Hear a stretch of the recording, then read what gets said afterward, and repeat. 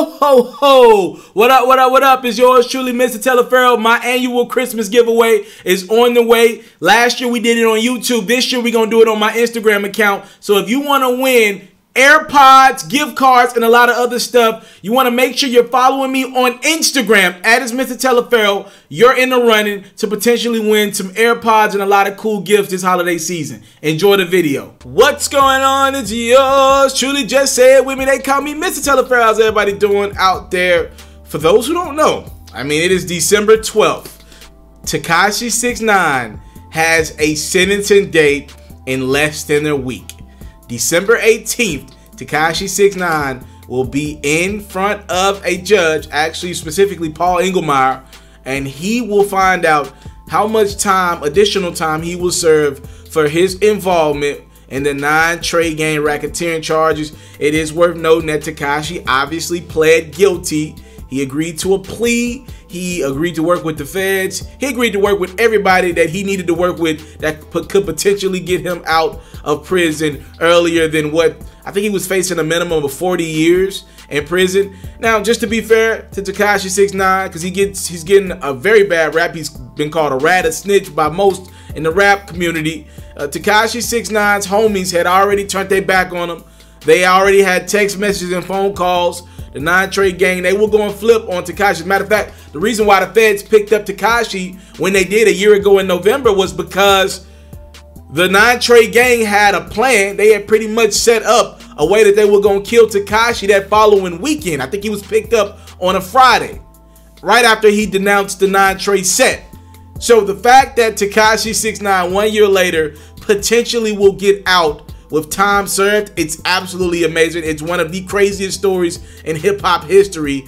We'll see what happens. Tekashi 6ix9ine and his legal team delivered a statement, a pretty damning statement, to Judge Paul Engelmeyer, the judge who is going to be over Tekashi's sentencing in a week's time. And I want to read to you guys what 6ix9ine had to say to Judge Engelmeyer.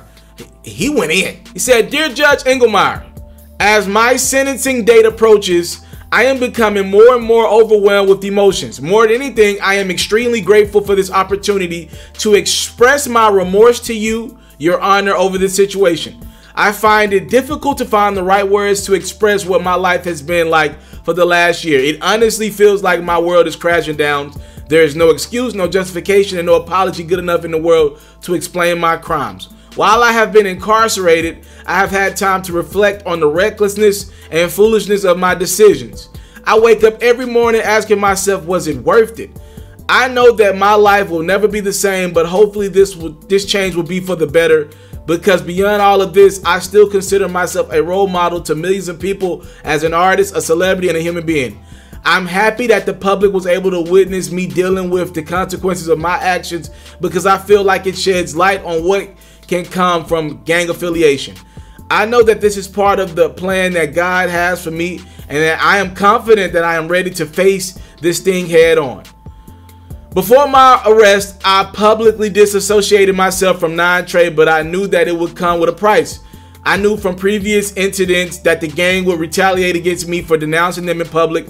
Prior to my arrest, I was kidnapped by members of the gang, became aware of the fact that the mother of my child was having sexual relations with one of my co-defendants, and that they were stealing hundreds of thousands of dollars from me. I had a feeling of relief when I was arrested by the government, because I felt stuck, like the gang had control over my life, and that I would never be able to escape their grip. I needed to do something before it was too late.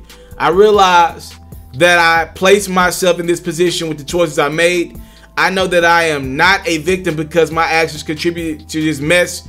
I've had plenty of time to reflect, and since the time of my arrest, I've asked myself, are you remorseful because of what happened or because you were caught?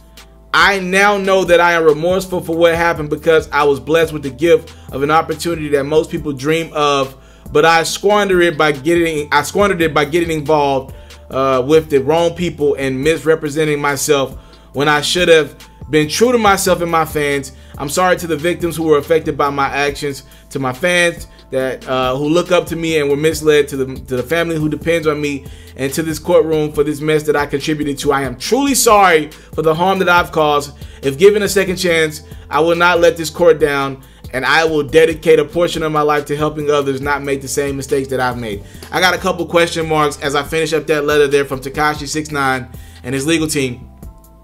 Number one,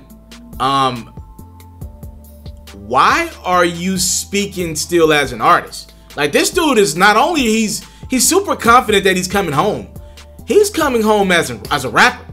And my second question is, what are you going to rap about if you plan on being this law-abiding citizen? Look, I'm no fool. I've seen enough legal cases. I got homies that have been jailed in the system. I know what it is. Like, you got to do whatever it is to get out of the judge's hair. Like, he's playing to the judge. He's trying to let the judge know he's going to be a model citizen.